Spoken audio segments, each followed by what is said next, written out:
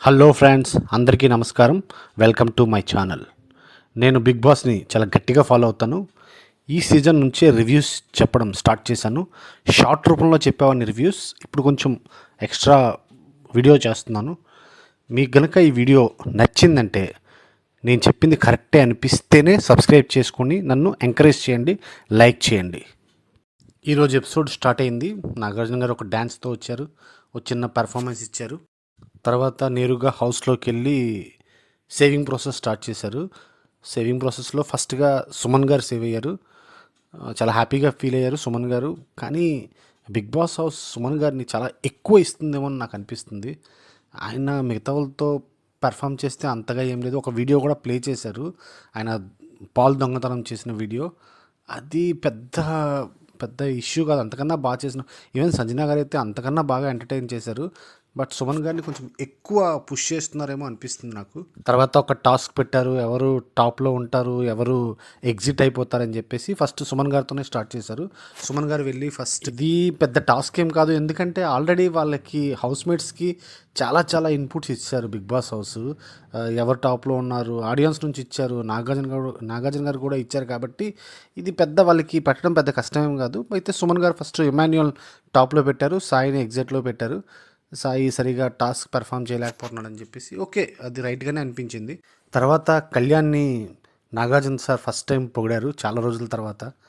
నిజంగా ఇది కళ్యాణ్కి చాలా అవసరం, మంచి బూస్ట్ వస్తుంటుంది. ఒక స్టాండ్ తీసుకుంటే ఎవరికైనా మాట ఇచ్చావంటే ఆ మాట మీద నిలబడతావంటూ మంచి బూస్ట్ ఇచ్చారు కళ్యాణ్కి. నిజంగా కళ్యాణ్ అలాంటి పర్సనే, మాట ఇస్తే మాట మీద నిలబడతాడు. ఆయన నిజాన్ని చెప్పాలి ఖచ్చితంగా, మంచి స్టాండ్ తీసుకుంటాడు. ఇది కళ్యాణ్కి చాలా మంచి మంచి బూస్ట్ అనే చెప్పాలి. మేబీ బిగ్ బాస్ హౌస్ తనుజతో పాటు కళ్యాణ్ని కూడా టాప్ పొజిషన్లో పెట్టడానికి రేస్లో కళ్యాణ్ తీసుకొచ్చినట్టు నాకు అనిపిస్తుంది ఈరోజు. సో వార్ వన్ సైడ్ అయిపోకూడదని బిగ్ బాస్ కూడా ఈ రోజుకి ఆలోచించినట్టున్నారు, కళ్యాణ్ని కూడా రేస్లోకి తీసుకొచ్చారు. తర్వాత మన దివ్య గారు, లాస్ట్ టైం నేను నా వీడియోలో చెప్పాను, నా షార్ట్లో చెప్పాను, ఆవిడ గెలవడం కోసం కన్నా తనుజ ఓడిపోవాలనే థాట్తోనే ఆలోచిస్తుందేమో అనిపించింది. ఆవిడ ఫస్ట్ మన గౌరవ్తో మాట్లాడి తనుజాని తీసేయమని చెప్పటం, డెమాన్తో చెప్పటం. ఈవెన్ డెమాన్ అయితే మాత్రం చాలా మంచిగా స్టాండ్ తీసుకున్నాడు, నాతో చెప్పిందనే నేను చెప్పాడు. సో ఆవిడ స్ట్రాటజీస్ అంతా రాంగ్ అని నాకు అనిపించింది. కళ్యాణ్కి కూడా ఆ ముగ్గురు ఫస్ట్ బర్నీ గారిని తీసినప్పటికి కూడా ఆయన సేవ్ చేద్దామనే ఉద్దేశంతో కళ్యాణ్ పేరు చెప్పటం, కళ్యాణ్ అంత దెబ్బతిన్నా కూడా చాలా పాజిటివ్గా తీసుకున్నాడు. అది చాలా మంచి పరిణామం ఆయనకి. గౌరవ్కి డిమాండ్ పవన్కి కూడా అనిపించింది పర్సనల్ రీజన్తోనే తెచ్చిందని. కానీ బర్నీ గారికి అడిగితే ఇంకా ఆయన మారలే, ఇంకా ఆయన దివ్య వైపు కొంచెం స్టాండ్ తీసుకున్నట్టే నాకు కనిపించింది ఆయన మాటలు. తర్వాత అందరూ ఒక్కొక్కరుగా వచ్చి ఒకరిని టాప్లో ఒకరిని ఎగ్జిట్లో పెట్టారు.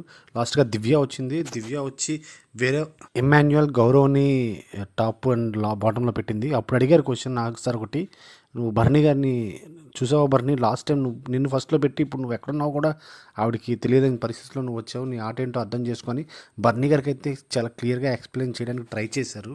ప్రతిరోజు మనం బర్నీ గారి గురించి ఈరోజు మారుతారని అనుకుంటున్నాం, ఇంతవరకు మారలేదు. ఈరోజు నాకు సార్ క్లియర్గా చెప్పినప్పుడైనా మారుతారని ఎక్స్పెక్ట్ చేద్దాం. ఆయన గేమ్ ఆయన ఆడితే ఆయన టాప్ 5లో ఖచ్చితంగా ఉంటారు.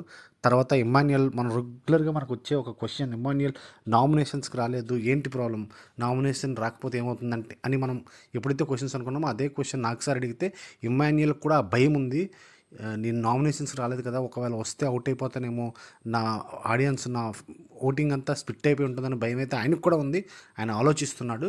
ఇంకా అందరూ సేవ్ అయిపోయారు. లాస్ట్గా సాయి అండ్ భరణి మిగిలారు. భరణి వచ్చి తనుజాకి అడిగాడు, నీ పవర్ నా కోసం వాడుతావని. కానీ అప్పుడు కూడా తనుజ స్టాండ్ తీసుకుంది. తను ఆల్రెడీ వేరే వాళ్ళకి వాడతానని చెప్పేసి మాట ఇచ్చానని చెప్పింది. అది చాలా నిజంగా ఆవిడ అప్పటికి కూడా మాట మీద నిలబడి ఉంది. ఫైనల్గా ఎలిమినేషన్ ప్రాసెస్ స్టార్ట్ అయింది. ట్రైన్ ఆగాలని చెప్పేసి ఒక ప్రాసెస్ పెట్టారు, అందులో బర్నీ గారు సేవ్ అయ్యారు, సాయి ఎలిమినేట్ అయిపోయారు. అప్పుడు కూడా నాకు సార్ అడిగారు ఏమైనా వాడతావేమో అని చెప్పేసి, తనుజ గారు అయితే వాడనని అన్నారు. సో ఫైనల్గా బిగ్ బాస్ హౌస్ నుంచి సాయి ఎలిమినేట్ అయిపోయారు. ఆయన ఫ్రెండ్స్ సింపుల్గా ఇదే జరిగింది, దీన్ని గంటలు గంటలు చెప్పాల్సిన అవసరం లేదు. సో నా అనాలిసిస్తో చెప్పాను అనుకుంటున్నాను. మీకు కనుక నిజంగా షార్ట్గా అర్థమైనట్టు చెప్పాను అని అనిపిస్తే, నచ్చితే నా ఛానల్ని సబ్స్క్రైబ్ చేసుకొని లైక్ చేసి నన్ను కొంచెం సపోర్ట్ చేయండి ప్లీజ్. ఇంకా బాగా చెప్తా.